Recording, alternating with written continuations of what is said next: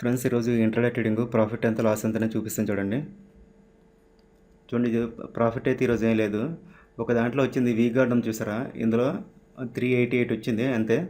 ఈక్విటీలో తీసుకున్నాను, ఇందులో ప్రాఫిట్ వచ్చింది. ఇందులో వచ్చిందని చెప్పేసి తర్వాత సిప్లాలో తీసుకున్నాను, ఇందులో దెబ్బ అయిపోయాను అనమాట. చూడండి, మంచి ఎంట్రీ సిప్లాలో చూడండి, బాగుంది కదా ఎంట్రీ అని చెప్పేసి ఇందులో తీసుకున్నాను. ఇది సైడ్ వేస్లో ఉండిపోవడం వల్ల టైం అయిపోయిందని ఎగ్జిట్ అవ్వాల్సి వచ్చింది, లాస్ట్లో ఎగ్జిట్ అవ్వాల్సి వచ్చింది. అది బ్రేక్అవుట్ అవ్వలేదు. ఇంకో చూడండి, ఇక్కడ ఇది 2700 లాస్, ఇందులోన ఇక్కడ ఎక్కువ లాస్ అయిపోయింది. దీన్ని రికవరీ చేయడానికి క్రూడ్లో తీసుకున్నాను. అంటే ఇది లాస్ట్ మూమెంట్లోన చూసాను అనమాట. త్రీ తర్వాత చూసేసరికి క్రూడ్లో మంచి మూమెంట్ అనేది వచ్చింది. బాగుంది కదా అని చెప్పేసి ఇందులో ఎగ్జిట్ అయిపోయాను. ఎందుకంటే మళ్ళీ 2 days హాలిడే కదా, అందుకే ఎగ్జిట్ అయిపోయాను. మళ్ళీ టైం డీకి వాళ్ళు ఒకవేళ పోవచ్చు, తర్వాత మండే ఎలా ఉంటుందో తెలియదు కాబట్టి ఆప్షన్స్ కాబట్టి ఎంతైనా లాస్ కట్టడం మన ఇంపార్టెంట్ కాబట్టి లాస్ కట్ చేస్తాను. ఎగ్జిట్ అయిపోయిన తర్వాత మళ్ళీ క్రూడ్లో తీసుకున్నాను.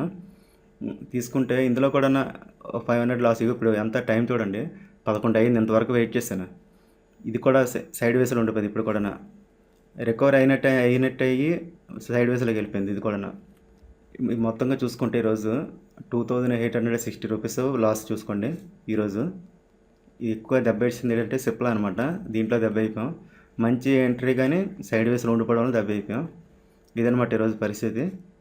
ఇప్పుడు 10,000తో చేసిన ట్రేడింగ్ అమౌంట్ అనేది ఇప్పుడు ఎంత ఉందో చూపిస్తాను చూడండి. 22,986 రూపాయలు ఉంది. అంటే 22,000 అంటే 23,000 ఉన్నట్టు ఉండే ప్రజెంట్ అంతే.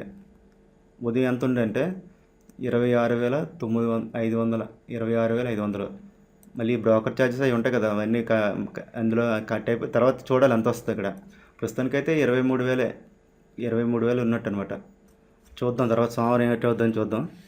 ఉంటాను, బాయ్.